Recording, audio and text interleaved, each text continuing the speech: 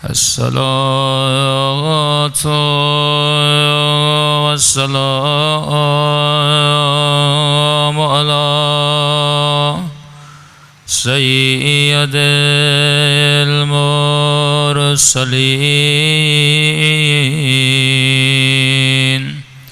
व खातमिन नबिय्यीन अबिल क़ासिम मुहम्मद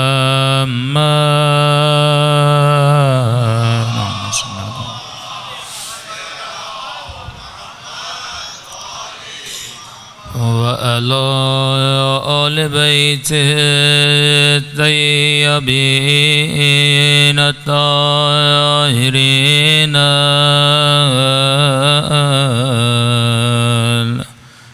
मासूमीन।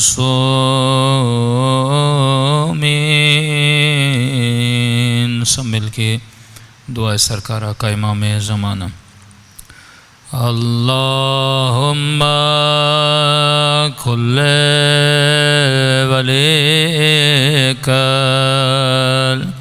हुज्जत इब्निल हसन सलवातुका अलैहि व अला आबाइहि फ़ी हाज़िहि अस्साअ व फ़ी कुल्लि साअ वलिय्यन व हाफ़िज़ा व क़ाइदन व नासिरा व दलीलन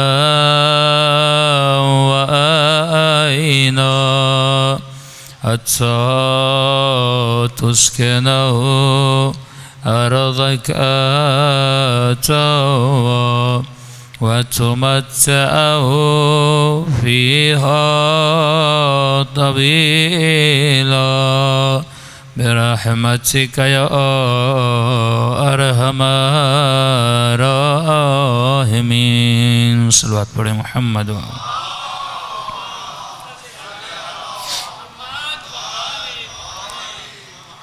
बिस्मिल्लाहिर्रहमानिर्रहीम। रब्बि इश्रह ली सदरी व यस्सिर ली अमरी वहलुल उक़दतम मिन लिसानी यफ़क़हू क़ौली।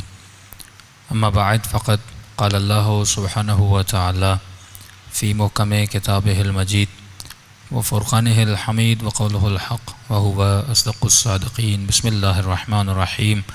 बक़ियतुल्लाह ख़ैरुन लकुम इन कुन्तुम मुअमिनीन। बावाज़े बुलंद सलवात पढ़ें मुहम्मद व आल मुहम्मद।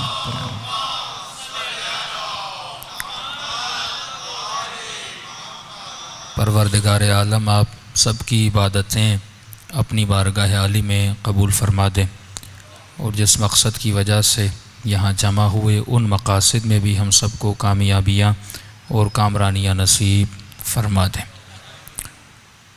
जिस आय करीमा के पढ़ने का शरफ़ हासिल किया, ये आयत इंसानियत को, आदमियत को और बशरियत को एक अज़ीम पैगाम की तरफ मुतवज्जा कर रही है कि इंसान एक ऐसा वजूद जिसे तेरे रब ने, परवरदिगार आलम ने बाक़ी रखा है, वो तुम्हारे लिए बाइसे खैर है, बाइसे बरकत है अगर तुम मोमिन बन जाओ। सल्लल्लाहु पढ़े मुहम्मद व आले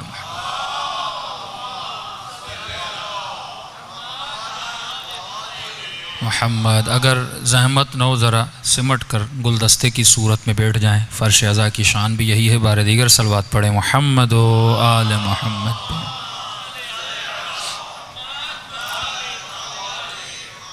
मैं हमेशा कहता हूँ कि मोमिन की मिसाल एक फूल की तरह होती है। फूल यकीनन अपनी जगह ख़ूबसूरत भी है, हसीन भी है, लेकिन इसमें हुस्न तब ज़्यादा बढ़ता है जब ये फूल मिलकर एक गुलदस्ते में आ जाएं। तो मजलिस हुसैन में भी जब भी आया करें एक गुलदस्ते की तरह बैठा करें, क्योंकि इन मजलिस अज़ा में अहल बैत भी आते हैं, हमारे आमाल पर नाजिर होते हैं। सलवात पढ़े मुहम्मद व आले मुहम्मद।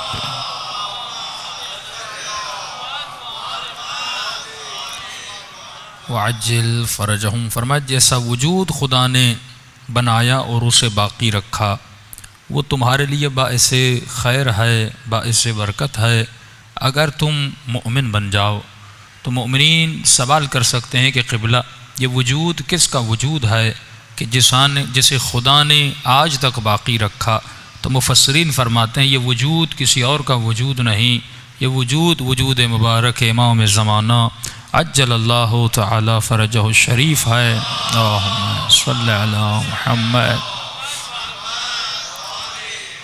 जिसे परवरदिगार आलम ने हमारी ज़िंदगियों में बाइस बरकत बनाया, बाइस खैर बनाया। लेकिन फिर ये सवाल उठ सकता है कि क़िबला हम तो मौला को मानते हैं, हम तो इमाम पर ईमान भी ले आए, हम तो अल-अजल की सदाएँ भी दे रहे हैं, शायद हमारी कोई ऐसी मजलिस हो जहाँ पे इमाम के ज़हूर की दुआ न की गई हो, शायद मसाइब हुसैन में कोई ऐसा आंसू न गिरा हो कि उसके पीछे हमने मौला के ज़हूर की दुआ न की हो। फिर हमारी ज़िंदगियों में बरकतें क्यों नहीं, फिर हमारी ज़िंदगियों में परेशानियाँ क्यों हैं कि जब खुदा कहता है ये वजूद खैर देगा, ये वजूद बरकत तुम्हारी ज़िंदगी में नाजिल करेगा। कि आज देखिए पढ़े लिखे लोग हैं लेकिन ख़ुदकुशी करते हैं।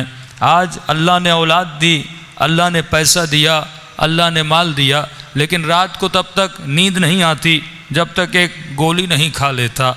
आज लोग डिप्रेशन की बीमारियों में शिकार हैं। ये अली वाला है, ये शिया है, ये मौला की मजलिस में आता है, ये करबला ज़ियारत पे जाता है, ये हज के तवाफ़ भी करके आया, ये अली के नारे भी मार रहा है, ये आज़ादारी और मातम में शिरकत भी कर रहा है। फिर इन बातों का क्या होगा? क्या ये बातें खोखली हैं कि ज़िक्र हुसैन में सुकून मिलता है? क्या ये बातें खोखली हैं कि अली के ज़िक्र से दिलों को तस्कीन मिलती है? अला बिज़िक्रिल्लाह तत्मइन्नुल क़ुलूब, ऐ लोगो खुदा के ज़िक्र से क़ुलूब को इत्मीनान मिलता है। तो फिर सवाल उठता है ये इत्मीनान कहाँ है, ये सुकून कहाँ है, ये फिर ज़िंदगियों में परेशानियाँ क्यों हैं? हम बस अपनी आखिरत को तस्कीन दिलाने के लिए 1 घंटा मजलिस में आ जाते हैं, ख़तीब अपना 1 घंटा पूरा करने के लिए कोटा पूरा करके 1 घंटा करके चला जाता है। लेकिन जो असली सुकून इन मजालिस से लेना था, जो ज़िंदगियों में आरामिश लानी थी, जो इत्मीनान क़ल्ब लाना था, वो इत्मीनान कहाँ है? कि जब मैंने एक अंग्रेज़ का जुमला पढ़ा,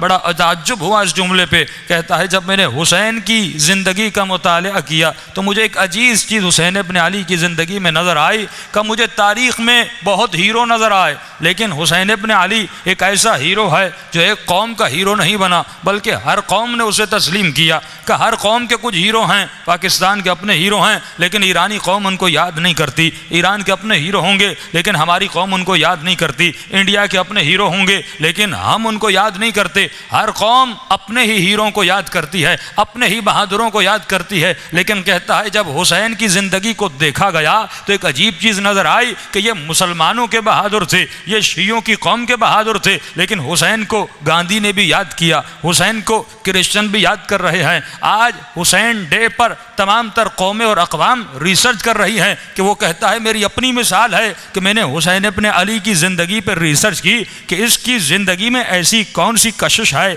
इसके किरदार में ऐसी कौन सी चीज़ है कि दुनिया के अवालिम के लोग वहाँ पर जमा होते हैं। कि आज करबला एक ऐसा मकाम बन गया कि सबसे ज़्यादा रश वहाँ पर होता है। तो कहता है जब मैंने ज़िंदगी का मुतालिया किया, थोड़ा सा मुसलमानों के कुरान को पढ़ा तो मुझे कुरान की आयत नज़र आई कि परवरदिगार आलम की आवाज़ आई कि वला नबलुवन्नकुम बिशैइन मिनल खौफ़ि वज्जूइ व नक़्सिम मिनल अम्वाल, मैं तुमसे इम्तिहान लूँगा, कभी तुम्हें मुसीबत में डालकर, कभी तुम्हारी औलाद को छीन कर, कभी फ़क्र व फाका में डालकर, कभी तुम्हारे बदन में बीमारी देकर मैं खुदा तुमसे इम्तिहान लूँगा। अब कहता है जब इंसान की ज़िंदगी को परखा गया तो ये इम्तहानात कभी जवानी में लिया, कभी बुढ़ापे में लिया, कभी ज़िंदगी किस पहर में लिया। जवानी में फ़क्र आया, एक मरतबा अल्लाह ने औलाद दी, बेटा अपाहिज हुआ, या औलाद अल्लाह ने छीन ली। कभी अल्लाह माँ को छीन लेता है, कभी बाप को ले लेता है। तो मुख्तलिफ़ ज़िंदगी के पहरों में मुख्तलिफ़ इम्तहानात लेता है।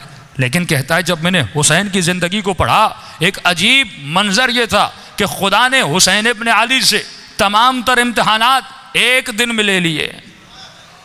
जैसे हम आशूरा कहते हैं, जैसे हम 10 मुहर्रम कहते हैं, खुदा ने एक दिन में बेटा छीना, खुदा ने एक दिन में हुसैन की जान और बदन का भी इम्तिहान लिया। कभी प्यास का इम्तिहान, कभी भूख का इम्तिहान, कहता है ये जब मैं रिवायत पढ़ता हूँ और जब हुसैन इब्न अली की ज़िंदगी को पढ़ता हूँ कि जब मौला के बदन पे तीर बरसाए जा रहे थे, नेज़े मारे जा रहे थे, पत्थरों की बारिश की जा रही थी, लेकिन फरमाया बार बार ज़हरा का बेटा खैमों की तरफ निगाहें दौड़ा रहा था और देख रहा था कि मेरे नामूस को लूटा जाएगा, खैमों को आग लगाई जाएगी, माओ बहनों के पर्दों का क्या होगा। लेकिन कहता है ये चीज़ मैंने तस्लीम की कि खुदा ने एक दिन में इमाम हुसैन से इम्तिहान लिया। लेकिन कहता है मकाम ताज्जुब तब था कि जिसकी वजह से इमाम हुसैन की ज़िंदगी या मौला का किरदार या मौला का नाम पूरी दुनिया में उजागर हुआ, उसकी वजह यह थी। कहता है हो सकता है किसी के घर में ज़िलज़िला आ जाए, एक दिन में बेटा मर जाए, एक दिन में घर तबाह हो जाए, एक दिन में माल छीन लिया जाए, इसका बदन खुद तबाह हो बर्बाद हो जाए,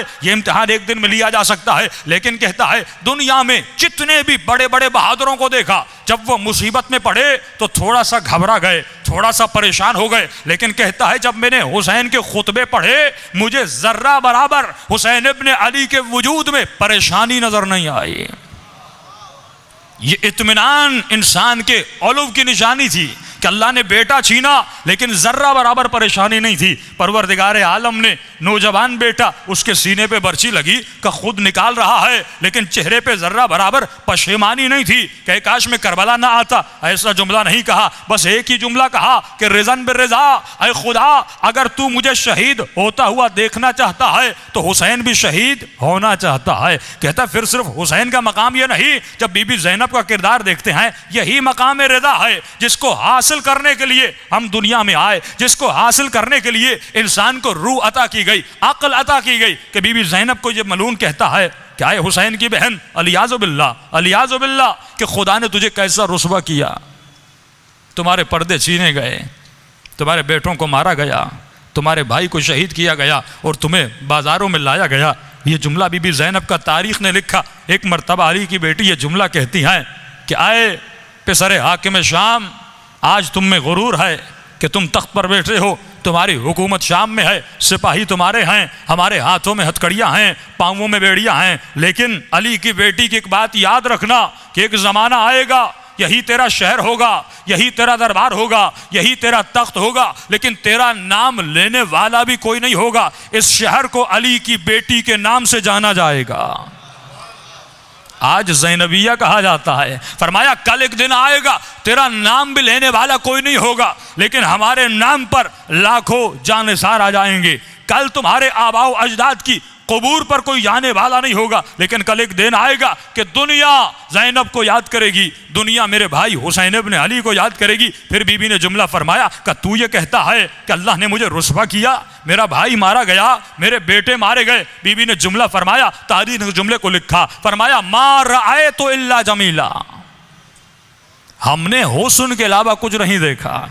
जब मौला से पूछा गया मौला ये भाइयों का कटना, ये पर्दों का लुटना, ये बाजारों में आना, ये पत्थरों की बारिश, ये कैसा हुस्न है, तो मौला फरमाते ये हुस्न रज़ा इलाही है कि अल्लाह जिस हाल में देखना चाहता है बंदा खुद को उस हाल में देखना चाहे, यही हुस्न रज़ा है। लेकिन आज हम घबरा जाते हैं, परेशानियों में मुब्तला हो जाते हैं। आज के ज़माने का मसला क्या है कि इतना तो हमें पता है कि मेरे पास क्या पावर है। खतीब कहता है मैं मिंबर पर आता हूँ, अंजुमन का हेड कहता है कि मैं अंजुमन का हेड हूँ। हर इंसान अपने वजूद में कुछ पावर्स का एहसास रखता है कि मेरे पास खुदा ने ये ताकत दी है, खुदा ने ये मुझे पावर दिया है। लेकिन मासूम फरमाते हैं तू जिस्मों के पावर को तो जानता है कि तेरे पास इख्तियार कितना है, तेरे पास ताकत कितनी है। जो नौजवान बॉडी बिल्डिंग करने जाता है कहता है मैं 60 kg का वजन उठा सकता हूँ, कोई कहता है अखाड़े में उतर आओ मैं तुम लोगों को ज़मीन पर बिछाड़ दूंगा, ये इतना पावर है। यानी जिस्मानी पावर पर इंसान नाज करता है, जिस तरह अम्र इब्न अब्दुवत नाज करता था, जिस तरह मरहब व अंतर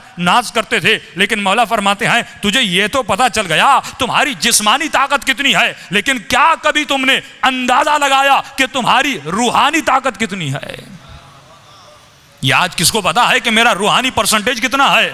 10%, 20%, 30%, कितना पावर है हमारे रूह में। करबला में वही टिका जिसकी रूह बुलंद थी, न झुकने वाला न बिकने वाला। फरमाया ये वही हो सकता है जिसके अंदर रूहानी पावर हो। आज स्पिरिचुअलिटी की कमी है, आज हमें यही नहीं पता कि हमारा रूहानी पावर कितना है। बस हम फदाइल में डूबे हुए हैं, अहले बैत के फदाइल तो पढ़ रहे हैं, लेकिन मौला फरमाते हैं हमारी फजीलत इतनी बड़ी है कि दुश्मनों ने भी हमारे फज़ाइल का इकरार किया। फरमाया फजीलत का कोई इनकार नहीं कर सकता। जिस तरह एक खुशबूदार फूल है, हर बाज़मीर, हर फितरत के बेदार रखने वाला इंसान इस फूल की खुशबू की तारीफ करता है। फरमाया अगर हम इल्म रखते हैं, लोग हमारे इल्म की तारीफ करते हैं। अगर हम शुजा हैं, लोगों ने हमारी शुजात की तारीफ की। आज कौन सा पाकिस्तान का चैनल है अगर मुहर्रम के दिन आए इमाम हुसैन की तारीफ ना हो? यही तो कमाल अहले बैत है कि हम उनके बड़ों को नहीं मानते लेकिन वो हमारे बड़ों को मानते हैं। क्योंकि ये फजीलत अहले बैत है कि हम भी मानते हैं, जो नहीं मानते हमें लेकिन हमारे बुजुर्गों को मानते हैं, क्योंकि वो फदाइल से भरे हुए थे। कोई इनकार नहीं कर सकता कि मौला अली शुजा नहीं थे, कोई इनकार नहीं कर सकता कि मौला अली साबिर नहीं थे, कोई इनकार कर नहीं सकता कि इमाम हुसैन शुजा नहीं थे, कोई सखावत हसन इब्न अली का इनकार नहीं कर सकता, कोई छठे इमाम के इल्म का इनकार कर नहीं सकता। फरमाया क्योंकि ये वो चिराग थे, जब चिराग जलता है तो सिर्फ घर वालों तक रोशनी नहीं जाती, रोशनी दूर तक भी जाती है। फरमाया हम वो चिराग थे जिन्होंने दुनिया को अपने उलूम से रोशन किया, अपनी शुजाअत से रोशन किया। तो मौला फरमाते हैं हमारे फदाइल को सब मानते हैं, लेकिन फरमाया मसला आकर वहां पर क्लियर होता है, हक व बातिल की शिराज वहां पर होती है जब कोई हमारे फदाइल को भी मानता है और हमारी बातों पर भी अमल करता है, हमारे फरामीन पर भी अमल करता है। आज मसला यह है कि अहले बैत की मजालिस में तो सब आ रहे हैं, लेकिन हमारा तर्ज जिंदगी, हमारा लाइफ स्टाइल ऐसा रही जैसा अहले बैत देखना चाहते हैं। इमाम ज़माना भी यही चाहते हैं कि आज लोगों ने कहा जब मौला का वजूद ऐसे खैर व बरकत है, जब खुदा के रहा है, लेकिन एक शर्त लगा दी, इन कुंतुम मुमिनीन, जब तक तुम्हारे दिलों में ईमान दाखिल नहीं हो जाता तो मौला का वजूद भी तुम्हें खैर नहीं दे सकता, बरकत नहीं दे सकता। फदाइल पढ़ो लेकिन ये वजूद तब खैर व बरकत देगा जब दिलों में ईमान आ जाए। एक लुबनान का डॉक्टर है, कहता मेरे बाप किसान है, उसने बड़ी मेहनत करके मुझे ऑस्ट्रेलिया भेजा, मैं डॉक्टर बना, MBBS डॉक्टर। जब वापस आया तनख्वाह अच्छी थी, पढ़ा लिखा था, लेकिन कहता है ज़िंदगी के कुछ ऐसे मसाइल आए कि उन मसाइल की वजह से मैं ख़ुदकुशी करने चला गया। मैंने जहर लिया, पॉइज़न लिया, घर आया, जहर को खाना चाहा, लेकिन दरवाजे पे दस्तक हुई। जब दरवाज़ा खोला तो मेरे बचपन का दोस्त घर में दाखिल हुआ। वो जैसे घर में आया उसने मेज़ पे जहर को देखा, है दोस्त ये क्या कर रहे हो? का ज़िंदगी के मसाइल ने तंग कर दिया, परेशानियों और आलाम ने हैरत में डाल दिया, बस यही रास्ता था कि मैं जहर खा के ख़ुद को ख़त्म कर दूँ। का लेकिन वो पढ़ा लिखा ज़्यादा नहीं था, लेकिन उसमें रूहानियत की ताकत बहुत ज़्यादा थी, स्पिरिचुअल पावर बहुत था। आज बच्चों को A लेवल पढ़ाइए, O लेवल पढ़ाइए, लेकिन उसके साथ साथ उनके रूह को भी बुलंद कीजिए। आज सारी तवज्जो इस पर है कि बच्चों को इंजीनियर बनाना है, डॉक्टर बनाना है। हाँ बनाइए, अहले बैत मना नहीं करते। फरमाया रब्बना आतिना फिद दुनिया हसना व फिल आखिरत हसना। जितना उसकी स्कूलिंग का ख्याल करते हो उतना ही उसकी आखिरत का ख्याल करो कि ये कदर है, ये एहसास है कि भाई मेरा बच्चा महंगे स्कूल में पढ़ रहा है, महीने की फीस 20,000 दे रहा हूँ, 10,000 दे रहा हूँ, तो माल दुनिया की खातिर ये माँ उठना नहीं चाहती, ये बाप उठना नहीं चाहता, लेकिन सुबह को अपने बच्चे को टाइम पे उठाता है। यानी इसकी दुनिया की तो फिक्र है, लेकिन यही बच्चा आखिरत में नमाज न पढ़ने की वजह से जब जहन्नुम में जाएगा, इसका पूरा बदन जहन्नुम की आग में जलेगा। कि कब्र की पहली रात मौला फरमाते हैं इतना फिशारे कब्र होता है कि हड्डियों से माँ का दूध निकलने लगता है, लेकिन इस बच्चे को नमाज के लिए नहीं उठाना, इस बच्चे को स्कूल तो भेजना है, डॉक्टर तो बनाना है, इंजीनियर तो बनाना है, लेकिन मौला फरमाते हैं वो अली का शिया नहीं जिसके वजूद में गैरत इलाही नहीं। बच्चियों का हिजाब का ख्याल रखा करो, उनकी इफ़्फ़त का ख्याल रखा करो। कि मजलिस हुसैन में आकर इस बात पर रोया जाता है कि बीबी ज़ैनब की चादर को लूटा गया, लेकिन अपनी बच्चियों के हिजाब का ख्याल न रखें, अपने बच्चों की गैरत का ख्याल न रखें। फरमाइए कब होगा? जब तुम्हारे ज़मीर बेदार हो जाएंगे, जब तुम्हारे दिलों में ईमान दाखिल हो जाएगा। अब इस डॉक्टर को समझाने लगा रूहानी तरीके से, मोटिवेशन की, ये अपनी खुदकुशी से मुनसरिफ हो गया। एक मरतबा सुबह हुई, घर गया, अपने बाप को ये डॉक्टर कहता है कि बाबा आपने तो मुझे कुछ पढ़ाया ही नहीं, आपने तो मुझे कुछ सिखाया ही नहीं।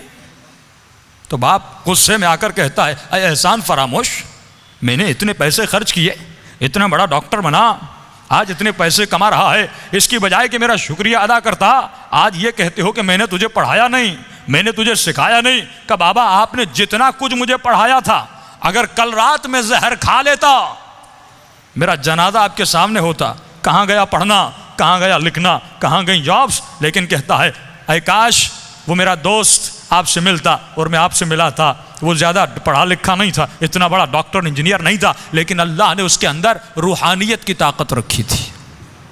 कितने मसाइब व आलाम आए अहले बैत पे।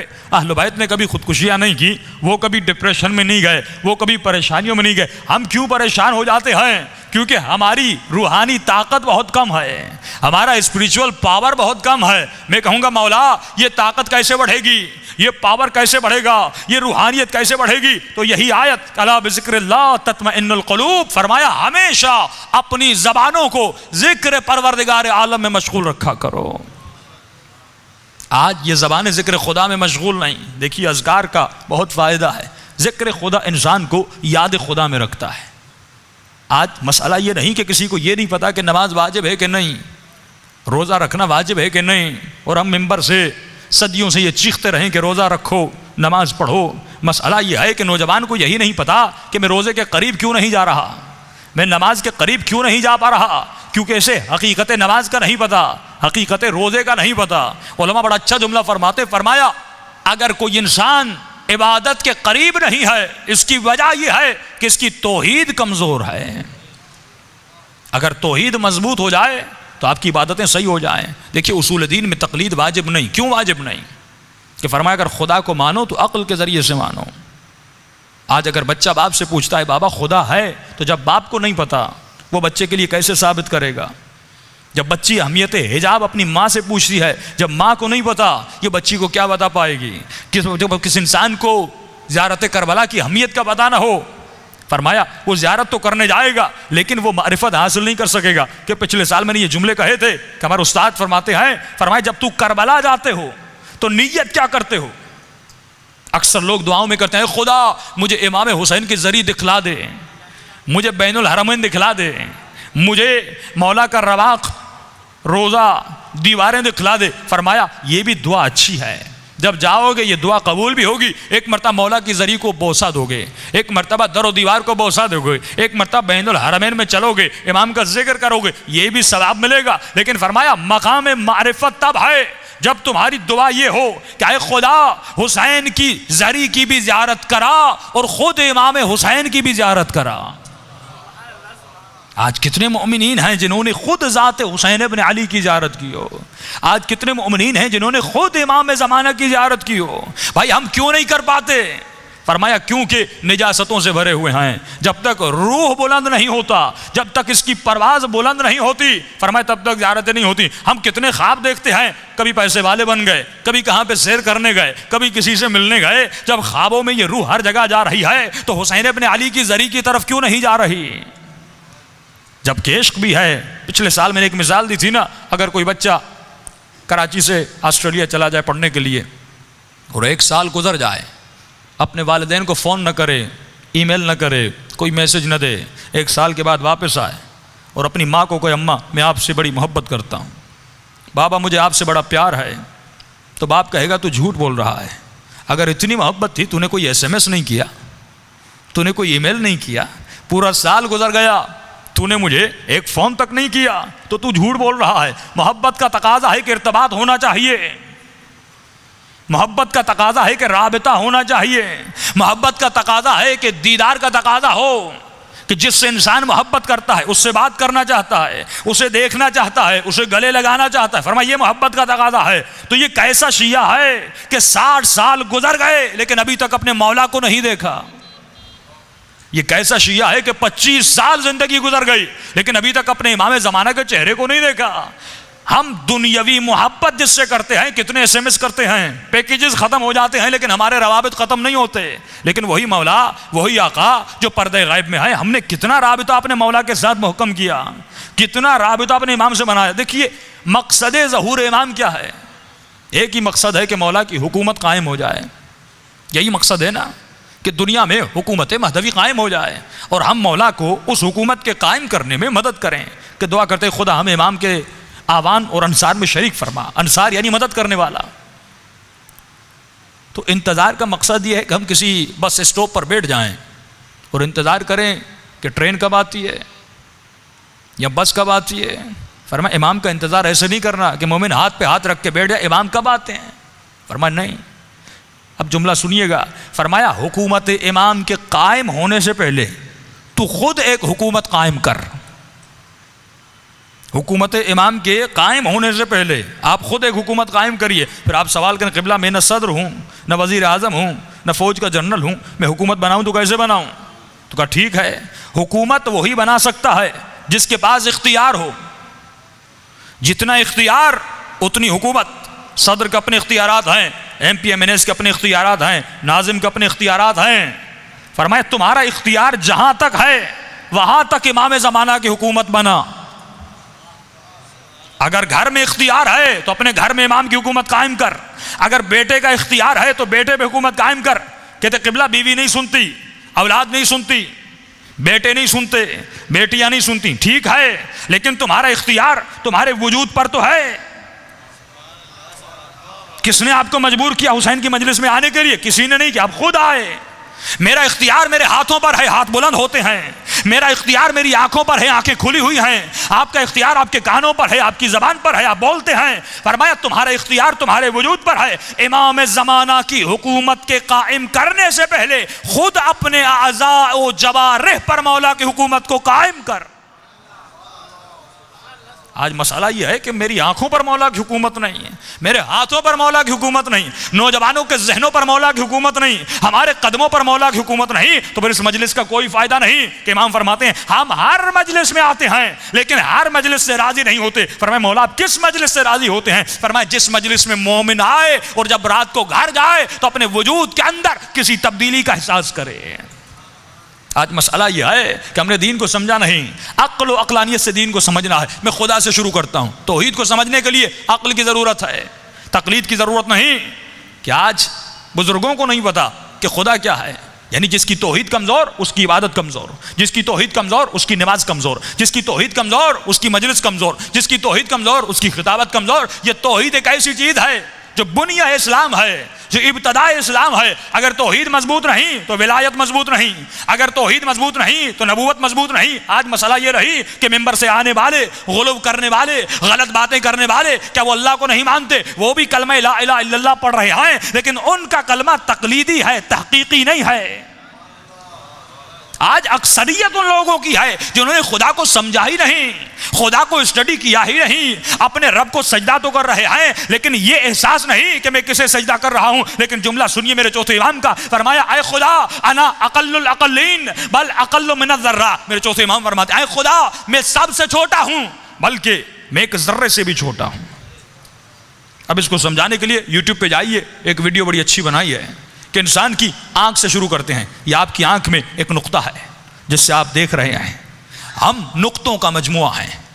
आपकी आंख में एक नुक्ता है, आप जूम आउट करिए फिर इंसान नजर आता है। IRC इमाम बारगाह में आपका वजूद बैठा हुआ है। आप इन तमाम लोगों में शायद कोई हैसियत रखते हों, शायद कोई जुस्सा, कोई जिस्म रखते हों, लेकिन अगर मैं जूम आउट करूं तो इमाम बारगाह के अंदर आप बहुत छोटे हो जाएंगे। ये इमाम बारगाह कराची के अंदर बहुत छोटा है, ये कराची सिंध के अंदर बहुत छोटा है, ये सिंध एशिया के अंदर बहुत छोटा है, ये एशिया इस दुनिया के अंदर एक नुक्ता है, ये दुनिया आलम गैलेक्सी में एक नुक्ता है। यहाँ तक कि नज़र भी नहीं आती। जितना ऊपर चले जाएं, आपकी गैलेक्सी में 9 सितारे हैं, इसके अलावा और गैलेक्सीज हैं, उनके अपने चांद है, उनका अपना सूरज है। तो जितना जूम आउट करते जाएंगे तो आपको ये दुनिया एक जर्रा नजर आएगी। अब मौला फरमाते हैं खुद को तलाश कर, इन तमाम जर्रात में तू कहाँ है? हमारा वजूद क्या है इन तमाम जर्रात में? कुछ भी नहीं। अक़ल्लुल अक़ल्लीन बल अक़ल्लु मिन ज़र्रा। है खुदा मैं एक जर्रे से भी छोटा हूं। अब मौला फरमाते हैं अपनी मंजिल मकाम को समझ कि तू कितना छोटा है कि अल्लाह की हस्ती और कायनात के सामने तेरा वजूद कुछ भी नहीं है। लेकिन वो खालिक कायनात अपने बंदे को कहता है कि आजा मेरी दरबार में, नमाज पढ़ और पढ़ अल्हम्दुलिल्लाह रब्बिल आलमीन। ऐ खुदा तमाम हमदो सना है उस रब के लिए जो आलमीन का रब है। कहा कहाँ जर्रा, कहाँ खालिक के जर्रा। लेकिन ये रब कहता है आओ मुझसे बातें करो। अब मौला फरमाते हैं कितना मुतकब्बिर है ये इंसान, कितना मगरूर है ये इंसान। जब अजान की आवाज़ आती है हय्या अलस सलाह, हय्या अलल फलाह, ये अपने कारोबार को नहीं छोड़ता, ये अपने काम को नहीं छोड़ता, ये गुरूर में आ गया। फरमाया अल्हम्दुलिल्लाहिल्लज़ी लबिसल इज़्ज़त वल किब्रिया। शुक्र है उस खुदा का जिसने इज़्ज़त और किब्रिया का लिबास पहना। फरमाया अजीज़ अगर है तो वो, मुतकब्बिर अगर है तो वो। फिर फरमाया लबिस है, मौला के जुमले बड़े अजीब हैं, जिसने लिबास पहना। आप कहते किबला ये अबा कबा सिर्फ आपको जचती है। मिसाल के तौर पर मैं कहूँ ये टी शर्ट आपको जचती है, ये कोई और पहने तो उस पर नहीं आएगी। मौला फरमाते हैं लिबास किबरियाई और इज्जत अगर किसी को जचता है तो बस खुदा को, और किसी को ये ज़ैब तन नहीं है, बस परवरदिगार आलम के लिए। फरमाए अजीज़ वो है का मौला हम क्या हैं? फरमाए हम जलील हैं। फरमाए खुदा की इज्जत इसमें है कि वो अजीज़ और मुतकब्बिर हो, बंदे की इज्जत इसमें है कि वो जलील हो उसकी इज्जत के सामने। का मौला अजीज़ की तारीफ क्या है? फरमाए अजीज़ वो होता है जो किसी का मोहताज नहीं होता, मुतकब्बिर वो होता है जो किसी का मोहताज नहीं होता। फरमाया हम हर अमल में उसके मोहताज हैं। फरमाया इंसान तो अपने वजूद से खुदा को पहचान। का मौला कैसे पहचानूं? का कोई इंसान बूढ़ा होना चाहता है? कोई बूढ़ापे की तरफ जाना चाहता है? कोई नहीं जाना चाहता। हम तो रंग लगा लगा कर अपने बालों को काला करते हैं, अपनी दाढ़ियों को रंग लगा लगा कर दुनिया को ये दिखाते हैं अरे मैं जवान हूं। लेकिन फरमाया वो तुझे बुढ़ापे की तरफ ले जाता है ताकि तुझे एहसास दिलाता है कोई है तेरे वजूद में, तेरे वजूद में तेरे अंदर तब्दीली लाने वाला, कोई है तुझे बुढ़ापे की तरफ ले जाने वाला। वो कौन है? तेरा रब है। फरमाया अपने रब को पहचान, अपने खुदा को पहचान। और वही परवरदिगार आलम रसूल खुदा जब जगह से गुजर रहे हैं, एक बूढ़ी खातून है चरखा चला रही। देखिए अकायद में फरमाया क़यामत के दिन जब खुदा बंदे से ये पूछेगा तुमने मेरा कलमा क्यों पढ़ा, यही इंसान जब मर जाता है इसे हिला हिला कर समझाया जाता है इस्मा वाफ हम मन रब्बुक, तेरा रब कौन है, मन किताबुक, तेरी किताब कौन है, मन इमामुक, तेरा इमाम कौन है। का मौला इसे हिलाया क्यों जाता है?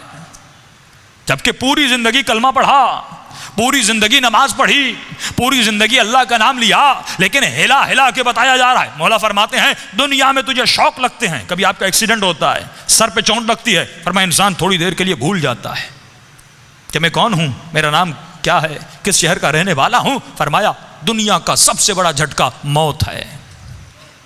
जब मौत का झटका आता है फरमाया इंसान सब कुछ भूल जाता है। इसे हिला हिला कर बताया जाता है तेरा रब कौन है, तेरा आका कौन है, तेरा मौला कौन है, तेरी किताब कौन है। फरमाया जब क़यामत के दिन सवाल किया जाएगा कि इंसान तुमने मेरा कलमा पढ़ा तो क्यों पढ़ा? अगर इसने ये कहा कि परवरदिगारा मैंने तुम्हारा कलमा इसलिए पढ़ा क्योंकि मेरे बाप ने कहा, मेरी माँ ने कहा, मस्जिद के मौलाना ने कहा, मेरे मोहल्ले ने कहा, मेरे माहौल ने कहा, अल्लाह की आवाज़ आएगी, ये दलील काबिल कबूल नहीं, क्योंकि मुझे अकाइद में तकलीदे आबाओ अजदाद पसंद नहीं है। अगर तुम ये दलील लाओगे कि मैंने आबाओ अजदाद की वजह से ऐ खुदा तुझे माना, तो फरमाया वो बुत परस्त भी यही कहेगा ऐ खुदा मैं बुत परस्त बना अपने आबाओ अजदाद की वजह से, क्योंकि मैं आदिल की कुर्सी पर हूं, मैं अदालत पर बैठा हूं। फरमाया फिर इंसाफ उसके साथ भी करना पड़ेगा, इंसाफ तेरे साथ भी करना पड़ेगा। फरमाया अक्ल के जरिए मुझे मानो, फिक्र के जरिए मुझे मानो, सोच के जरिए मुझे मानो, मुझे परख कर सजदा करो, मुझे समझ कर सजदा करो। अगर मैं तुम्हारी हालत से उतरता हूं तो मेरा कलमा पढ़ो, लेकिन अगर मैं तुम्हारी समझ में नहीं आता मेरा कलमा न पढ़ना, मुझे सजदा न करना। लेकिन अगर किसी और को खुदा बनाते हो मुझे इतना ज़रूर बताना कि तुमने उसे खुदा क्यों बनाया। क्या वो मुझसे ज़्यादा अलीम था, वो मुझसे ज़्यादा कदीर था, वो मुझसे ज़्यादा रहमान और रहीम था। फरमाया कोई दलील लाना क्योंकि मैंने तुझे आकिल बनाया। तभी मौला अली फरमाते नहनु अबनाउद दलील, हम शिया व शियायान अली इब्न अबी तालिब जो बात करते हैं दलील से करते हैं। आज किसी के खिलाफ बात करने की ज़रूरत नहीं है। मौला फरमाते हमारे फ़ज़ाइल को पढ़ो, हर चीज़ अयां हो जाएगी।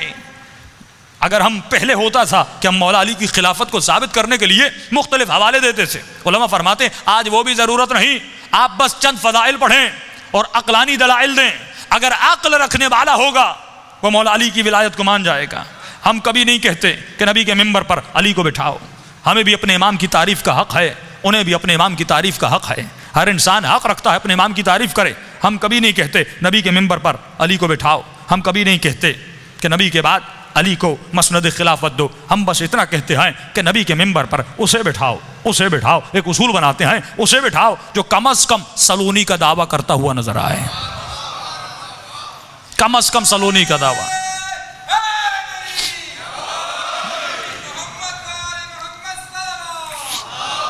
अल्लाहुम्मा सल्ली अला मुहम्मद व आले मुहम्मद, जो कम अज़ कम सलूनी का दावा करे। हमारा खुला चैलेंज है भाई, हम तो आपके इमामों को मानने के लिए भी तैयार हैं और अपने इमामों की इमामत से दस्तबरदार होने के लिए भी तैयार हैं, लेकिन हमारी एक शर्त है, कोई ऐसा इमाम लाओ जो अली से बेहतर हो, सिफात में जाते हैं। सिफात खुदा भी कहता है जिस भी खुदा को मानना है मानो, सजदा करना है करो, लेकिन कोई ऐसा खुदा लाओ जो मुझसे बेहतर हो, जो मुझसे ताकतवर हो, जो मुझसे ज्यादा कदीर व अलीम व बसीर हो। कायनात ने कोई ऐसा खुदा नहीं लाया, बस वही परवरदिगार आलम था। तो हम भी यही कहते हैं कि अगर कोई इमाम लाना है, हम उस इमाम की इमामत की बैत करने के लिए तैयार हैं, लेकिन कोई ऐसा इमाम लाओ जो शुजाअत में अली से ज्यादा हो, जो इल्म में अली से ज्यादा हो, जो ज़ुहद व तक़वा में अली से ज्यादा हो, जो शुजाअत में हुसैन इब्न अली से ज्यादा हो। कोई नहीं ला सकता। दूसरा खुला चैलेंज है कि भाई आपके इमामों के उस्ताद मिलते हैं, लेकिन हमारा चैलेंज है हमारे 12 इमामों से कोई उस्ताद ढूंढ के बताओ। ये अल्लाहुम्मा सल्ली अला मुहम्मद ये अक़लानी गुफ्तगू है। अक़्ल अक़लानियत से आगे बढ़िए, तमाम लोग मज़हब अहले बैत में आ जाएंगे। इस साल मैंने मौला की एक फजीलत पढ़ी और अल्लाह का शुक्र है 7 लोगों ने मज़हब तशय्यो का कलमा पढ़ा और शिया बने मौला की इस फजीलत की वजह से। मेरी आदत नहीं तबर्रा और तबर्रे वाली बातें करने की। तबर्रे का असल मकसद ये है कि उनकी सिफात से दूरी की जाए, उनसे बराअत की जाए। बराअत किस में है कि आज अगर कोई यजीद पे लानत भेजे लेकिन शराब और नशा पिए, आज अगर कोई शिमर मलऊन पर लानत भेजे और वो खातून बदहिजाब होकर घूमे। आज शहर कराची का बदहिजाबी का बड़ा मसला है, इफ़्फ़त व हया का बड़ा मसला है। उस वालिद में आज गैरत खत्म हो गई जो अपनी बेटी की बदहिजाबी को देख रहा है लेकिन कुछ कह नहीं रहा। तो ये क्या हुआ? मौला फरमाते किरदार वही है, अमल वही है, रफ्तार वही है कि ये जुमला बार बार उलमा कह कह कर थक गए कि मिस्ली ला युबायउ मिस्लक, ऐ यजीद मुझ जैसा, हुसैन नहीं, मुझ जैसा यजीद की नहीं, तुझ जैसे की बेअत नहीं कर। बेअत यानी क्या? यानी उसके अमल में हमाहंगी होनी, जैसा उसका अमल हम उसके अमल में मुवाफिक हो जाएं। ज़ियारत आशूरा पढ़िए, अल्लाहुम्मा लअनिल लज़ीना, ऐ खुदा उन पर भी लानत कर, समिअत बिज़ालिक फरज़ियत बिह, जिन्होंने सुना और राजी रहे, यानी उसके अमल पर रजामंदी।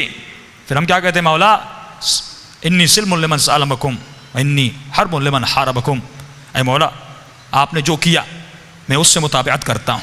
आपने जिनसे दुश्मनी की मेरी भी उनसे दुश्मनी, उनके किरदार से दुश्मनी है। आज तमाम तर किरदारों को परखिए कि मौला फरमाते खुदा शिनासी एक तरफ, शैतान शिनासी दूसरी तरफ। हम न खुदा को पहचान सके न शैतान को पहचान सके। फरमाया दुश्मन को भी पहचान, शैतान को भी पहचान। ये तब होगा जब इंसान अपना किरदार, अपनी रफ्तार और अहले बैत के किरदार को समझे, अपना लाइफ स्टाइल ऐसा बनाए जैसा अहले बैत का लाइफ स्टाइल था। आज एक मिसाल देता हुआ चलूँ, यही मौजज़ा जो मैंने मेंबर से बयान किया, मौला की फजीलत, इसको छपवाइए। माशाल्लाह बहुत जगहों पे ये छपी हुई है। अगर आप कॉलेज में हैं, यूनिवर्सिटी में आए, ये मौला की फजीलत दिखाइए कि भाई हम अगर मौला अली को इमाम मानते आए तो इन फ़दाइल की वजह से। ठीक है, कुरान का खुला चैलेंज है कि अगर तुम इस किताब जैसी कोई किताब ला सकते हो तो लाओ। ये सामित के लिए चैलेंज है कि कोई कुरान जैसी कुरान नहीं ला सकता, लेकिन मैं नातिक के लिए चैलेंज करता हूं, कोई अली जैसा इमाम नहीं ला सकता, कोई हुसैन इब्न अली जैसा इमाम नहीं ला सकता। ये चैलेंज दोनों के लिए है। लेकिन कुरान की किताब तो अपनी जगह, कोई नहजुल बलागा जैसी कोई किताब नहीं ला सकता, कोई अहले बैत के कलाम जैसा भी कलाम नहीं कर सकता। अब मौला मिंबर पर बैठे हैं, किसी ने सवाल किया, ये मौजूदा बहुत बड़ा है मौला अली का। देखिए आपके अंदर अगर कोई अच्छा शायर हो, जैसे शहीद सिब्ते जाफ़र साहब, अल्लाह उनको गरीक रहमत करे, तशय्यो में ऐसे शायरों को पैदा करे जो कौम को फ़िक्र दें। कौम को फ़िक्र की ज़रूरत है, खोखली मजलिस की ज़रूरत नहीं, जो इस मजलिस और मिंबर से और महराब से कुछ लेकर जाएं। ये नहीं कि सिर्फ कानों का जायका और कानों की लज्जत हासिल करके और मजलिस से उठ के चले जाएं। मजलिसें जिस्मानी लज्जत के लिए नहीं हैं, अपनी ज़ात की खुशी के लिए नहीं है, बल्कि वजूद में इनकलाब पैदा करने के लिए मजलिसें बपा होती हैं। अगर एक भी इंसान और बन के उठ के जाता है तो ये इमाम हुसैन की कामयाबी है। देखिए बहुत अच्छे शायर गुजरे। अच्छा शायर हम उसे कहते हैं जो शायर फिल बदी हो। फिल बदी का मतलब क्या है? यानी अगर आपने कहा क़िबला साहब मुझे जनाब अब्बास पे एक शेर सुनाइए, अगर ये बहुत अच्छा शायर होगा ये उसी वक्त चंद मिनट में फिल बदी एक शेर सुनाएगा। रात को घर नहीं जाएगा कि सोचे, काफियों को जोड़े। अगर अच्छा शायर है उसी वक्त सुनाएगा। मौला मिंबर पर बैठे, हज़रत अली को आप भी मानते हैं, हमारे बरादरान अहले सुन्नत भी मानते हैं, लेकिन एक फ़र्क है। वो कहते हैं मौला अली का इल्म हुसूली है, हम कहते हैं मौला अली का इल्म लदुन्नी है। हुसूली इल्म यानी जिस तरह इब्ने अब्बास ने नबी की दरबार में इल्म हासिल किया, इसी तरह मौला अली ने रसूल खुदा की दरबार में इल्म हासिल किया। ये इल्म हुसूली था, बस अली ने ज़्यादा हासिल किया, इब्ने अब्बास ने कम हासिल किया। हम कहते ये नहीं, इमाम वो होता है जो पैदा होते ही नबूवत की गोद में ये जुमले कहता है कि तौरात सुनाऊं, इंजील सुनाऊं या कुरान सुनाऊं। वो दुनिया के मदरसे में नहीं पढ़ता, वो अल्लाह के मदरसे से पढ़ के आता है। यही दलील है कि हमारे इमामों के उस्ताद नहीं, बस उस्ताद एक है, वो परवरदिगार आलम है।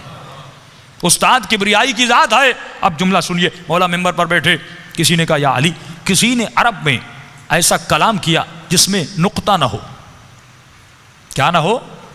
नुक्ता ना हो, यानी बे ना हो, ते ना हो, से ना हो, जीम ना हो, जे ना हो, जे ना हो, ज़्वाद ना हो, ये ना हो। कितना मुश्किल है। 28 अल्फाज हैं अरबी में, 29, उसमें से यानी 8-9 जुमला आप हरूफ निकाल दें, बहुत मुश्किल है।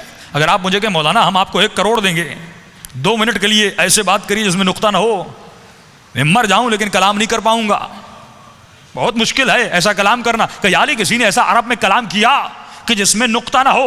इमाम ने फरमाया किसी ने किया तो नहीं, लेकिन अगर कहो तो अभी करके दिखा सकता हूं।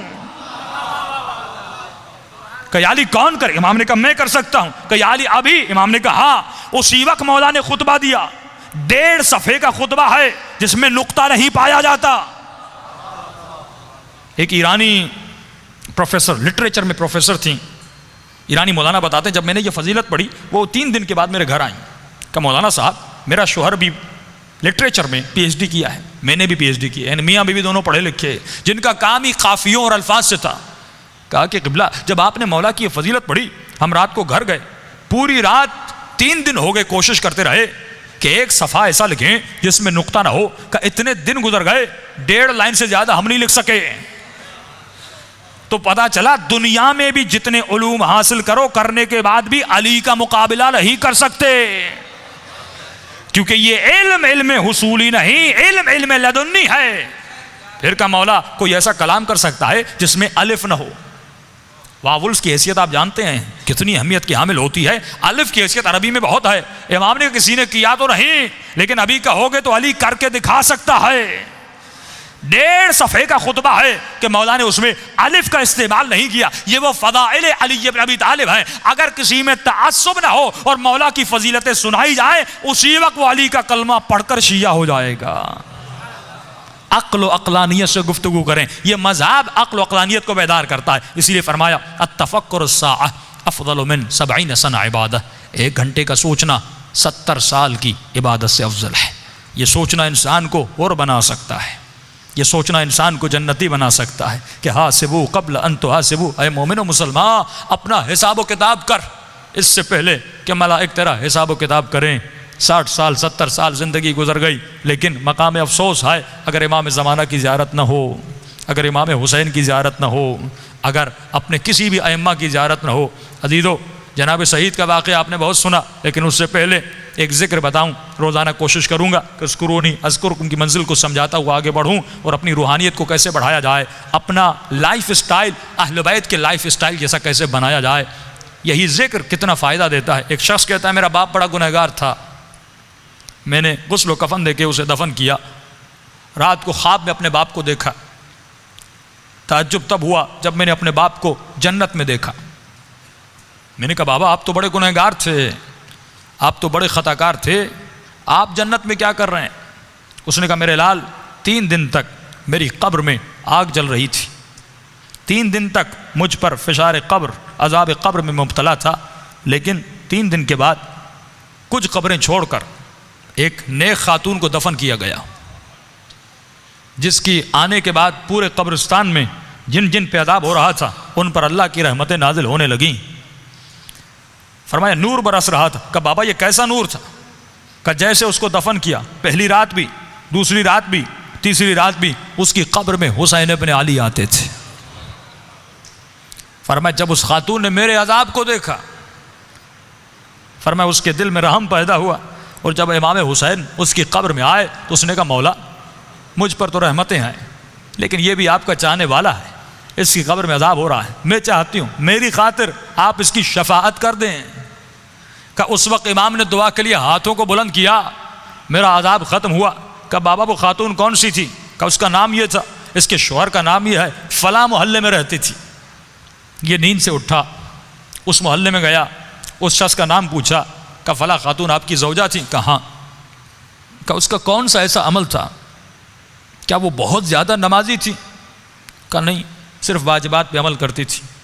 का बहुत ज़्यादा कुरान पढ़ती थी? का नहीं, मुख्तसर कुरान पढ़ती थी। का कोई उनका ख़ास बहुत ज़्यादा ज़िक्र था? का नहीं, एक आम सी ज़िंदगी गुजारती थी लेकिन अखलाक की अच्छी थी। उसने कहा इतना पूछ क्यों रहे हो? इसने सारा वाक़या बताया कि आपकी ज़ौजा की खातिर मेरे बाप की शफाअत हो गई। कोई तो ऐसा अमल होगा जिसकी वजह से इमाम हुसैन उसकी कब्र में गए। तो फरमाया एक अमल था जो कसरत से किया करती थी। का वो कौन सा अमल था? फरमाया रोज़ाना ज़ियारत आशूरा पढ़ा करती थी। ये मकाम अज़कुरूनी अज़कुरुम है। कहे हमारे चाहने वालों, तुम हमें याद करो, हम तुम्हें याद करेंगे। अल्लाह कहता है तू एक कदम हमारी तरफ आ, हम अहले बैत 10 कदम तुम्हारी तरफ आते हैं। ये कदम किरदार के उठाने हैं, ये कदम रफ्तार के उठाने हैं। ये वो कदम हैं जो जनाब सईद ने उठाए।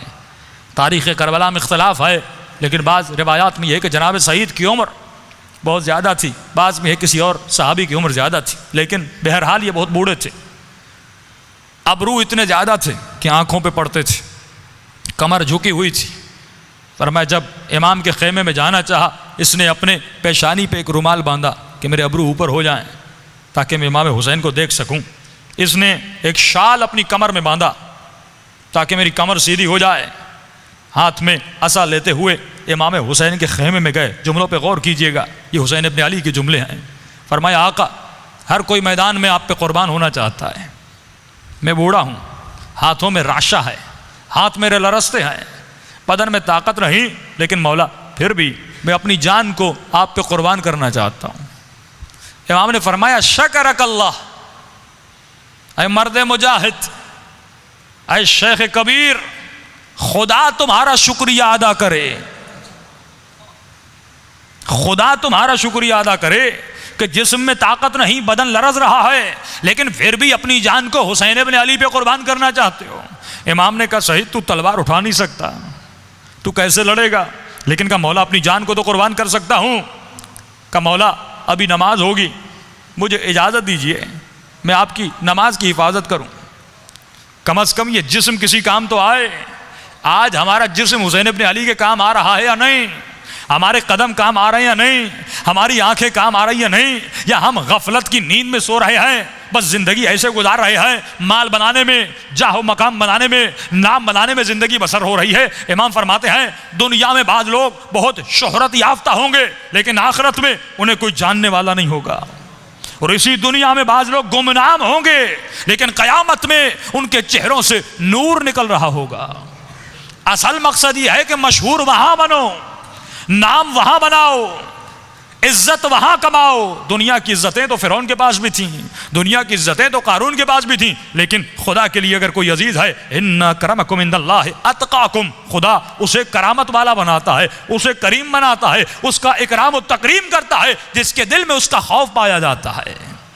आज हम हर किसी से डर रहे हैं, लेकिन परवरदिगार आलम का खौफ नहीं है। का मौला अपनी जान आप पे कुर्बान करना चाहिए। इमाम ने कहा ठीक है। हुसैन इब्न अली ने नमाज पढ़ी, लेकिन आज इसी पाकिस्तान में मेंबर से कहा जाता है कि नमाज पढ़ने की ज़रूरत नहीं, किबले की तरफ मुंह करो, 3 मरतबा या अली कहो तो नमाज हो जाती है। अरे अगर या अली कहने से नमाज हो जाती तो अली का बेटा अपनी नमाज की खातिर अपने असहाब को कभी शहीद न करवाता। जिसका वजूद, जिसका खून, जिसका गोश अली से बना है, लेकिन 2 रकत नमाज की खातिर अपने असहाब को तीर खिलवा रहे हैं। मौला क्यों? फरमाया क्योंकि लिए अकीमुस सलात, मैं आया ही करबला में इसलिए ताकि नमाज खड़ी हो जाए, दिखा के जाऊं कि हुसैन के नज़दीक इस सजदे की अहमियत कितनी है, तौहीद की अहमियत कितनी है, इबादत खुदा की अहमियत कितनी है, मकसद खिलकत कायनात क्या है कि आप बड़ी मेहनत करके घर बनाएं, रंग रोगन करवाएं, लाखों करोड़ों अपने घर पे खर्च कर दें, लेकिन आप उस घर में जाके रहें ना तो दुनिया कहेगी ये बेहुदा इंसान है जिसने बेमकसद घर बनाया। तो मौला यही फरमाते हैं जिस खुदा ने इतनी बड़ी कायनात बनाई, ज़मीन व आसमां, सूरज, चांद, सितारे, चरन परन, ये जितनी कायनात बनी, ये हवाएं किसके लिए बनी? एक मकसद की खातिर बनी कि मौला फरमाते रहमल्लाहु अब्दन, खुदा रहमत करे उस बंदे पर जो तीन चीजों को जान जाए, मिन आइना व इला आइना व फी आइना, कि कहां से आया है, कहां जाना है और कहां पे रह रहा है।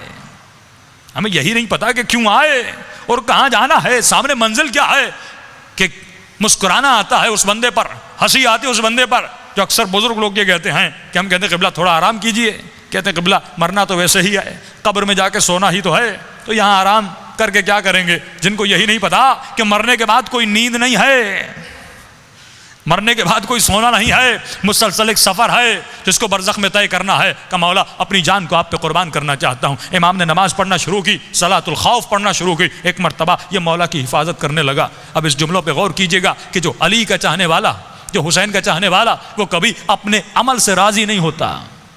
अगर मैं एक मजलिस पढ़ के राज़ी हो जाऊं और आप एक मजलिस सुन के राज़ी हो जाएं और एक दो रकत नमाज तहज्जुद पढ़ के कोई गुरूर में आ जाए, कोई मौला का जिक्र करके गुरूर में आ जाए, मौला फरमाते अपने आमाल से राज़ी ना होना, राज़ी ना होना। मौला कब राज़ी हो ये सईद बताते हैं। एक मरतबा इमाम हुसैन की नमाज की हिफाजत कर रहे हैं, बूढ़ा इंसान है, आँखें ज़ईफ़ हैं, बदन ज़ईफ़ है, बदन पे राशा है। का एक मरतबा सईद अपनी बदन पर तीरों को लेते जाता था।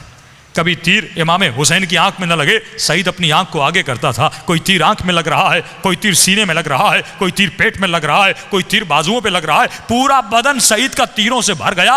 रावी कहता है सईद के होंठ खुश्क हो गए। एक मरतबा होंठों ने हिलना शुरू कर दिया, इसके बदन ने झुकना शुरू कर दिया क्योंकि बदन से खून बहने लगा। फरमाया सईद ने दोनों हाथ अपनी कमर पर रख दिए और अपने बदन से मुखातब हुआ, आए बदन मुझे इतनी मोहलत दे, मेरे हुसैन की नमाज खत्म हो जाए। अगर गिरना है तो गिर जाना, अगर मेरी इताअत नहीं करनी तो ना कर, लेकिन इतनी तो मोहलत दे मेरे आका की नमाज खत्म हो जाए। एक मरतबा फरमाया जैसे इमाम ने कहा अस्सलामु अलैकुम व रहमतुल्लाहि व बरकातुहू, सईद जमीन पे गिरने लगा। लेकिन रावी कहता है मैंने कभी इतनी जल्दी हुसैन को नमाज पढ़ने के बाद उठते हुए नहीं देखा। एक मरतबा सलाम फेरा, मौला बड़ी जल्दी से उठे और आगे दौड़े, कहीं सईद का सर करबला की जमीन पे न गिरे। हुसैन ने दोनों घुटने सईद के सर के नीचे दिए। एक मरतबा ये सर हुसैन की गोद में आता है। मैं कहूँ सईद तुमने जान कुर्बान कर दी, तुमने तीर खाए, इतने बुढ़ापे में अपनी जान को हुसैन पर कुर्बान किया, जबकि तुझ पर इतना जिहाद वाजिब भी नहीं था। अगर तू बैठ जाता फिर भी वो भी मंजूर था, लेकिन तुमने अपनी जान को कुर्बान किया। ऐ सईद अब तो तू अपने अमल से राजी हो जा। हम अपनी मजलिसों से राजी हो गए, हम अपनी नमाजों से राजी हो गए, हम अपने अमाल से राजी हो गए, हम अपने सदक़े और खुम से राजी हो गए। सईद तू भी राजी हो जा, अपने मौला की हिफाजत की है। लेकिन सईद कहता है मैं राजी नहीं हूंगा। एक मरतबा पहला सवाल जो हुसैन अपने अली से किया, कि मौला मुझे ये बताइए कि आप मुझसे राजी हैं। यानी जब तक अपने मौला की जबान से नहीं सुनता तब तक अपने अमल से राजी नहीं होता। आज हमने किस इमाम से सुना कि इमाम ज़माना ने कहा है मोमिन मैं तुमसे राजी? क्या मौला अली ने आकर बताया कि अज़ादार मैं तुम्हारे अमल से राजी, मैं तुम्हारी मजलिसों से राजी, मैं तुम्हारे जिक्र से राजी? वो दिन देखिए, फिर उस वक्त राजी हुई जब इमाम ज़माना खुद बोले कि हम तुम्हारे अमाल से राजी हैं। उन जवानों को सोचिए जो अपनी जानों को बीबी ज़ैनब की राह में कुर्बान कर रहे हैं, वो भी तब तस्कीन पाते हैं जब वजूद इमाम को देखते हैं। और मौला कहते हैं मैं तुमसे राजी। जब ये सईद ने सवाल किया, हुसैन इब्न अली को बड़ा प्यार आया, बड़ा अजीब जुमला फरमाया कि सईद कैसी बातें करता है, हुसैन भी तुझसे राजी, हुसैन की माँ जहरा भी तुझसे राजी, हुसैन का बाबा अली भी तुमसे राजी। फरमाया सईद ये तो बता कैफ़ इंदकल मौत, तेरे नज़दीक मौत कैसी है? बुढ़ापे में तीर खा रहा है, बदनों को ज़ख्मी किया। सईद कहता मौला मौला अगर 100 मरतबा अल्लाह पैदा करे, 100 मरतबा आप पर अपनी जान देने के लिए तैयार हूँ। करबला के हर शहीद ने यह जुमला कहा, इसकी तशरीह कल करूँगा कि मौत अहला मिनल असल, हमारे लिए शहद से ज़्यादा मीठी है। मौत उसके लिए शहद से ज़्यादा मीठी होती है जिसने अपनी ज़िंदगी को शहद जैसा बनाया।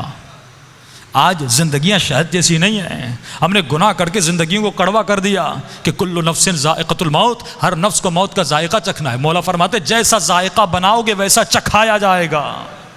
अगर इताअत न करके, गुनाह करके, तकब्बुर, गीबत, हसद, उज्ब, बदहिजाबी और बेगैरती में अपनी ज़िंदगी के जायकों को कड़वा किया, मलकुल मौत कहेगा पियो, जायका तूने बनाया है, चखना भी तुझे है। और फरमाया हुसैन इब्न अली की मजलिस में आओ कि क़यामत के दिन हर आँख रोएगी।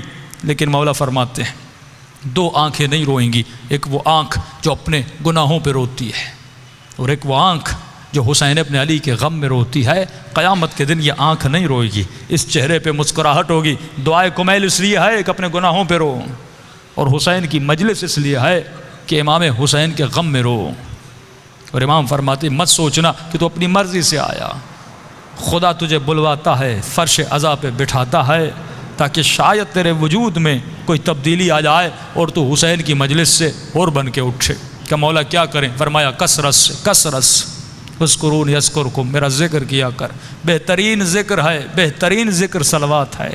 फरमाया कसरत से सलवात पढ़ा करो, दिल नरम होते हैं, कसावतें मिट जाती हैं, और खुदा इस ज़िक्र के सदक़े में तब तक तुझे मौत नहीं देगा जब तक तू अहल बैत की ज़ियारत नहीं कर लेता। इतना सवाब है ज़िक्र का। कल कोशिश करिएगा 9:30 बजे, क्योंकि डेली इस मजलिस के बाद भी मजालिस होती हैं, दूसरे मोमिनीन भी मुंतज़िर होते हैं। हम फ़िक्स 9:30 बजे मिंबर पर बैठ जाएंगे और 10:30 बजे हम उतर जाएंगे।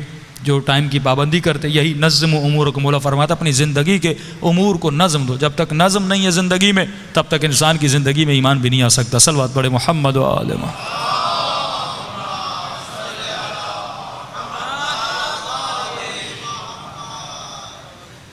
आइए अल्लाह की बारगाह में चलते हैं और दुआ करते हैं खुदा हमें ऐसा बना दे जैसा इमाम हुसैन हमें देखना चाहते हैं। अल्लाहुम्मा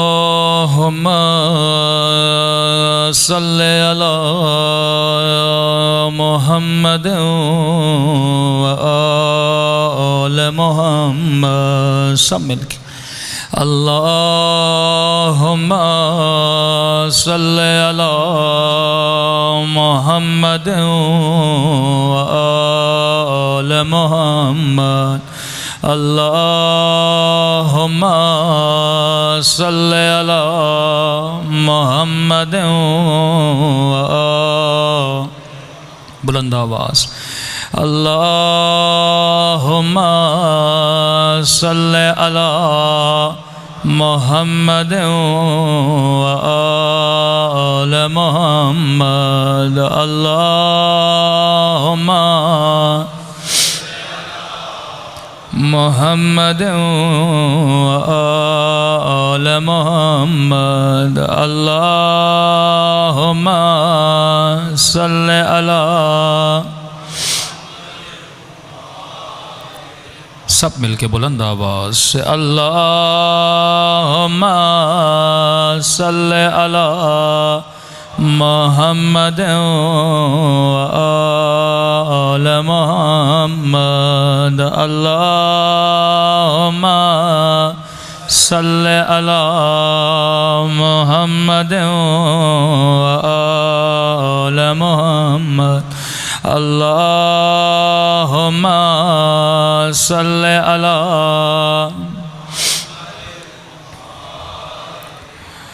या मुजीब दावत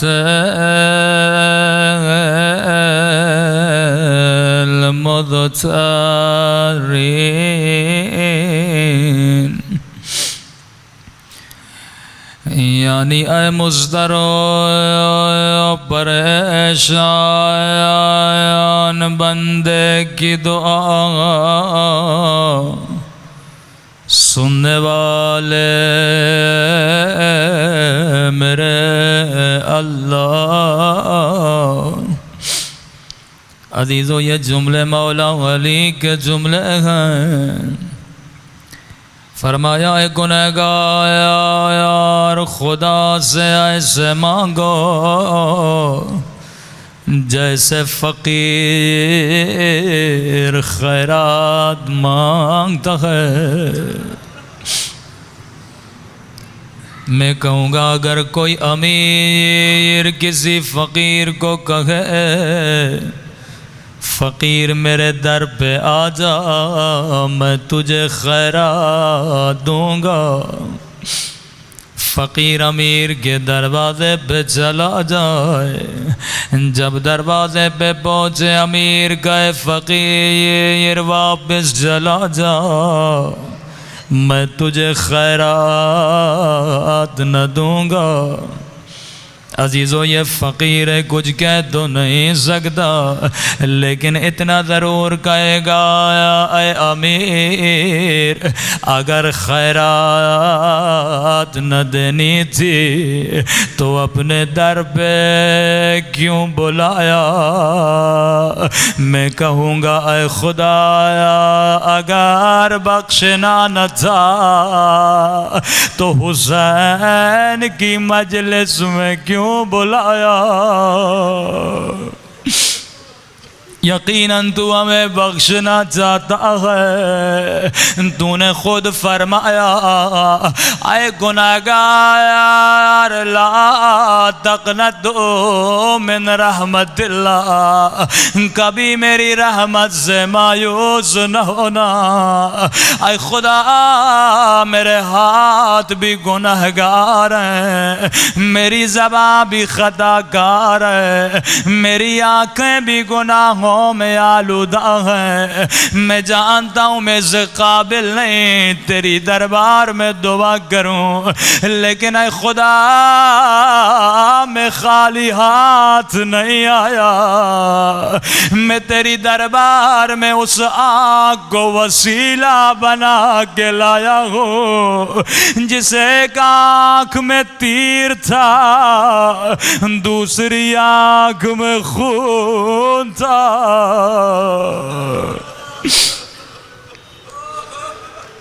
ऐ खुदा मेरे बाजू गुनहगार है, मैं तेरी दरबार में उन दो कटे हुए बाजुओं को वसीला बना के लाया हूँ। ऐ खुदा तुझे उस दर्द भरे मंजर का वास्ता, जब हुसैन ने घोड़े से उतर के दो कटे हुए बाजू उठाए, बाजुओं को चूम के कहा अब्बास मेरी कमर टूट गई। अब्बा बाबुल हवाएज जनाब अब्बा। इमाम ज़माना भी फरमाते हैं जिस मजलिस में मेरे चचा अब्बास के मसाइबों में ज़रूर आता हूँ, फरमाया जिस मजलिस में मेरी पुप्पी ज़ैनब के भी मसाइबों में ज़रूर आता हूँ। आज पहली मजलिस है, अगर इमाम ज़माना आ गए इससे ज़्यादा हमें क्या चाहिए। फरमाया करबला में एक जाकिर मिंबर पे गया, उसने हज़रत अब्बास के मसाइब पढ़े। अज़ादारो तुझे नहीं पता हमारा गाजी अब्बास घोड़े से कैसे गिरा। इसने पढ़ा अब्बास की एक आंख में तीर था, दूसरी आंख में खून था, दोनों आंखों से नहीं देख पा रहे थे, वरना किसी जालिम को जुर्रत न होती गाजी के सर पे गुर्ज मारता। अजीब रिवायत के जुमले। फरमाया मजमे से एक शिया उठा, उसने कहा जाकिर चुप हो जा, आइंदा ये रिवायत न पढ़ना, हमसे बर्दाश्त नहीं होती। जाकिर चुप हो गया, कब मैं क्या करूं, किताबों में लिखा गया। ये रोकने वाला रात को घर गया, ख्वाब के आलम में गाजी अब्बास को देखा। हज़रत अब्बास ने फरमाया, ए मेरे आज़ादार तूने मेरे जाकिर को रोका क्यों था। अरे उसने तो कुछ भी नहीं पढ़ा, मैं तुझे बताऊं मेरे साथ क्या हुआ। फरमाया उसने सही कहा, मेरी एक आंख में तीर था, दूसरी आंख में खून था। कहा मेरे आज़ादार मुझे एक सवाल का जवाब दो, जब किसी की आंख में छेद भी चली जाए बता वो कैसे निकालता है। कहा मौला अपने आंखों से निकालता नहीं, अपने हाथों से निकालता है। गाजी अब्बास ने फरमाया करबला में मेरे हाथ कट चुके थे,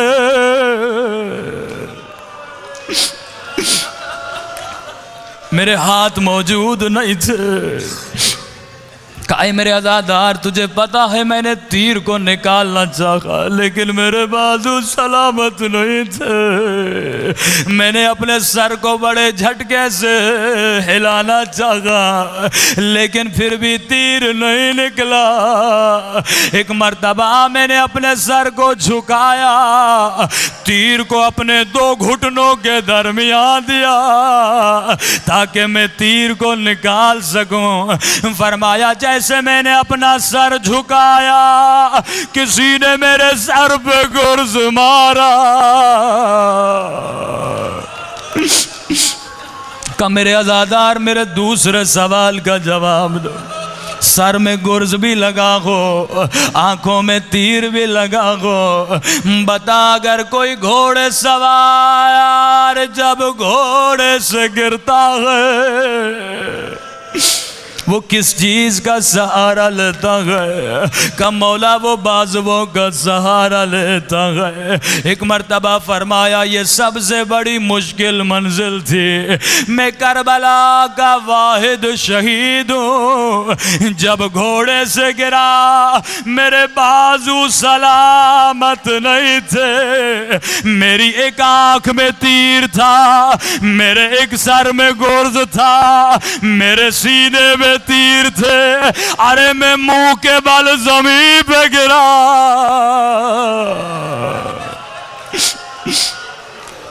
लेकिन एक जुमला मैं आपकी तरफ से गाजी अब्बास की खिदमत में कहूँगा और अपनी ज़हमत को तमाम करूँगा। हाँ गाजी अब्बास ये सच है, आप करबला के वाहिद शहीद हैं। जब घोड़े से गिरे आपके बाजू सलामत नहीं थे, जैसे आप गिरे करबला का कोई शहीद नहीं गिरा। लेकिन गाजी अब्बास हाथ जोड़ के अर्ज करूँगा, इसी करबला में 11 मुहर्रम को अरे ज़ैनब ऐसे गिरी जैसे आप गिरे थे। शायद कोई पूछे किबला ज़ैनब के तो बाजू सलामत थे, भला अब्बास की तरह कैसे गिरी? जवाब मैं नहीं दूंगा।